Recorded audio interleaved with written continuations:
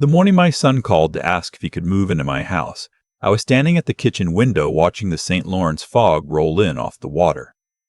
I had a cup of coffee in my hand. Dark roast, no sugar, the way I've taken it for 40 years. And for a moment I didn't say anything. I just watched the fog. Then I told him I'd think about it. I hung up and finished my coffee. I wasn't angry. That part surprised me most. After everything, I wasn't angry at all. Just very, very still. Let me back up 3 years. I built Kowalski Mechanical from nothing. Not from very little, from nothing. I started in my late 30s with a second-hand service van, a set of tools I bought at an auction in Brockville, and a commercial HVAC license I'd spent 2 winters studying for after my shifts at the plant. My wife, Elaine, used to joke that I married her and then immediately started courting a business. She wasn't entirely wrong. I was obsessed. I wanted something that was mine, truly mine, something I built with my own hands and could pass on. By the time I was 55, Kowalski Mechanical had 11 full-time technicians, 2 service managers, contracts with 3 hospital networks across eastern Ontario, and a reputation that took 20 years to earn. We didn't cut corners. I fired a lead tech once for bypassing a pressure relief valve to save time on a job. Didn't matter how experienced he was. You don't do that, not on my watch. My son Russell came into the business when he was 26, fresh out of the business administration program at Queen's. Smart kid.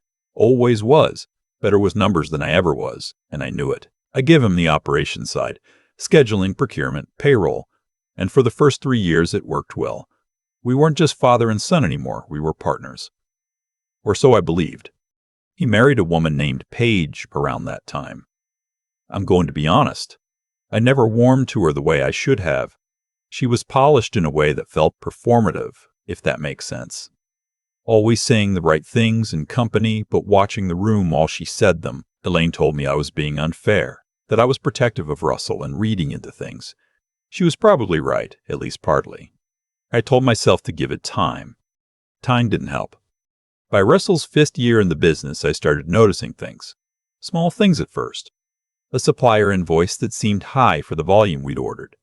A subcontract that went to a company I didn't recognize, for a job our own crew should have handled. When I asked about it, Russell had explanations. Reasonable ones. I was getting older, he'd say. Not unkindly, but he'd say it.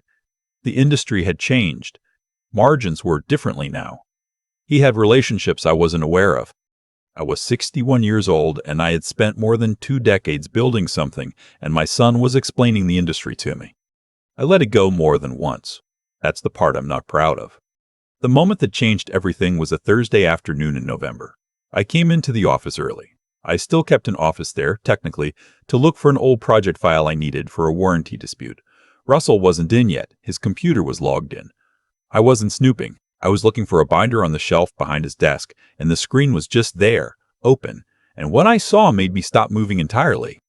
There was a vendor account I'd never seen, Paige's maiden name on the registration, payments going back 14 months, not small amounts. I stood there for a long time. Then I took out my phone and photographed the screen. Then I put my phone away, found the binder I came for, and drove home. I didn't say a word to Russell that day, or the next week.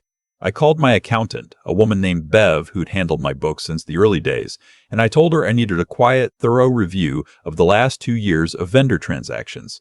I told her why. She was quiet on the phone for a moment, and then she said, "All right, Walter, leave it with me." What Bev found over the following 6 weeks was worse than I'd imagined.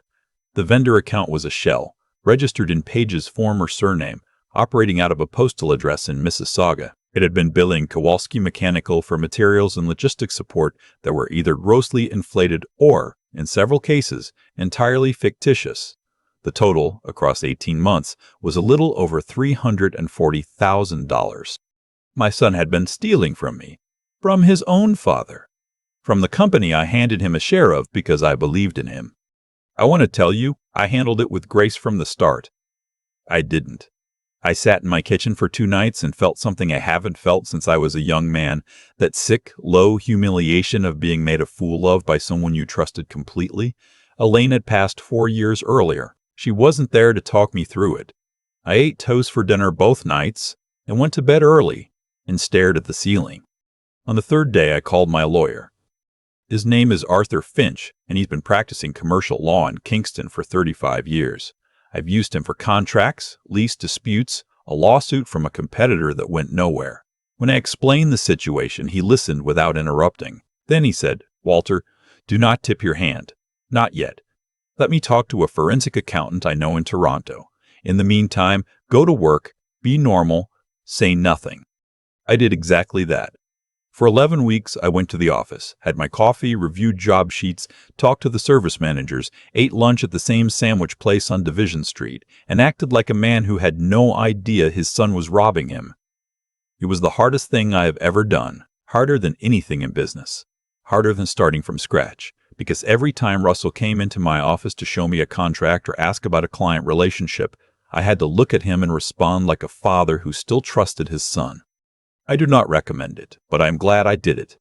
Arthur and the forensic accountant, a precise, quiet man named Ian who wore the same gray cardigan both times I met him, built a file over those 11 weeks that was, in Arthur's word, airtight. Invoices with no corresponding deliveries. Bank transfer records, the shell company's registration documents, emails between Russell and Paige discussing the billing schedule. There was one email where Paige wrote, and I'm paraphrasing because I only read it once and I don't intend to read it again, that they needed to move faster before the old man notices. The old man. Arthur filed a civil claim on a Tuesday morning in February. Russell was served at the office. I was not there. I had arranged to be in Peterborough that day, meeting with the hospital facilities manager about a contract renewal. Arthur called me at noon and said it had been done. I thanked him, finished my meeting, drove back through the snow, and stopped at a Tim Hortons outside of Belleville. I ordered a double-double, even though I never take my coffee with cream and sugar. I'm not sure why. I sat in the parking lot and drank it, and watched the transport trucks go by on the 401. What happened over the next 8 months I will summarize because the legal details are not really the point. Russell hired a lawyer. There were negotiations. His lawyer made arguments. Arthur responded to each one with the documentation Ian had prepared. The civil case was strong enough that a criminal fraud referral became part of the discussion. Paige, as it turned out, was the one who made the decision to settle, and I believe she was right to do so from a purely strategic standpoint. The settlement required full repayment of the $340,000 plus interest, plus Arthur's fees. Russell's shares in Kowalski Mechanical were returned to me as part of the agreement. He resigned from the company. Russell did not go to prison. That was partly a function of the settlement and partly a decision I was involved in, if I'm honest. Arthur asked me, at one point, how far I wanted to push the criminal referral. I thought about it for several days. What I eventually told him was that I wanted the money back, and I wanted Russell out of the business, and beyond that, he could live his life. He's still my son. He did a terrible thing. Both of those things are true simultaneously, and I've had to learn to hold them both without letting either one cancel the other out. I sold Kowalski Mechanical 14 months after Russell left, not because I was beaten. I want to be clear about that. I sold it because I was 63 years old and the company was worth more than it had ever been, and for the first time since I was 38, I had the desire to sit still for a while. The buyer was a mechanical services group out of Ottawa. Good outfit. They kept my service managers and most of the crew. That mattered to me. With the proceeds, I bought a house on a quiet street in Westport. A 2-story limestone place, the kind you only find in that part of Ontario, with a wood stove in the sitting room and a covered porch that looks out over Upper Rideau Lake. I also kept enough invested conservatively that I will not need to work again unless I choose to. I settled in. I learned the names of my neighbors. I bought a decent kayak and used it more than I expected to. I made friends with a retired school teacher down the road who knows more about local history than anyone I've ever met. I read books I'd been meaning to read for decades. I woke up in the mornings without an alarm. I did not hear from Russell for almost 2 years. Then, one Sunday in October, the phone rang. I was on the porch with a book and the remnants of my afternoon coffee. I looked at the screen. I sat with it for 2 rings. Then I answered. He wanted to talk. His voice had a quality to it I recognized, the careful, measured tone of someone who has rehearsed an opening. He asked how I was. I told him I was well. He said he'd been thinking about things. About the past. About what happened. He said he was sorry, not elaborately, just flatly, like a man stating a fact he wished were otherwise. I told him I appreciated him saying so. There was a pause. Then he told me that things had gotten difficult. He and Paige had separated. He'd had some work, consulting, but it hadn't been steady. He was renting a place in Barrie, but the lease was ending. He'd heard, from somewhere, I don't know where, possibly my sister, that I'd bought a house. He said it sounded like I had plenty of space. I let the silence run for a moment. "You're asking if you can come and live here," I said. He said he wasn't asking outright, just raising the possibility, opening a conversation. I looked out at the lake. There were a couple of mallards near the far shore, doing nothing in particular. The afternoon was very quiet. I told him that I had been thinking about him too, and that I was glad he'd called, and that I was glad he said what he said about being sorry. I meant all of that. I also told him that the house wasn't available to him. Not now. Maybe not ever. Not because I hated him. I don't. But because the life I had built here, and this specific quiet, had cost me more than the money ever would, and I wasn't prepared to invite risk back into it. He had made a choice, and the consequences of that choice were still consequences, even after apologies. He said he understood. I don't know if he did, but that's not something I can control. Before I hung up, I told him one more thing. I told him that I was going to transfer $500 to his account. "The same way you'd help out an acquaintance who fell on hard times," I said. "Not family, not a partner, not a man whose future you'd invested in, but just a person who needed a small bridge while they sorted themselves out. $500. Enough for groceries and a few weeks of breathing room. Nothing more." He was quiet on the other end. I told him to take care of himself, then I ended the call.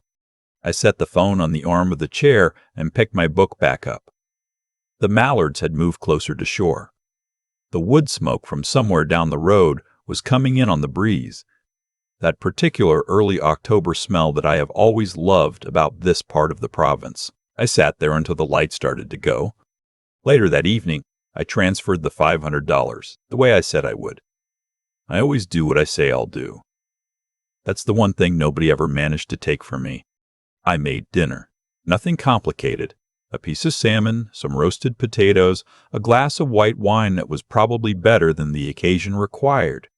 I ate at the kitchen table and watched the last of the light disappear over the lake. Then I washed the dishes, turned off the lights, and went to bed. I slept without difficulty. I think about the mallards a lot. That probably sounds strange, but it's true. Two birds doing absolutely nothing near the far shore, and somehow that image is what stays with me from the whole afternoon. Not Russell's voice, not the words I chose, just those ducks, and the quiet, and the smell of wood smoke coming in off the road. I've had time to sit with what happened. That's one of the things Westport gives you that you can't buy anywhere else. Time that actually feels like time, not like a gap between obligations. And in that time, I've come to understand something I couldn't have articulated clearly when I was still running the business. Still trying to be everything to everyone. The way a life turns out has very little to do with luck, and almost everything to do with the choices a person makes when nobody is watching. Russell made his choices when he thought nobody was watching. That's the part that still costs me something when I let myself think about it directly. Not the money. The money came back, and money's replaceable in ways that matter less than people think. What it cost me was the particular grief of realizing that a person you raised, a person whose character you believed you understood, had been making decisions in the dark that contradicted everything you thought you'd passed on to him.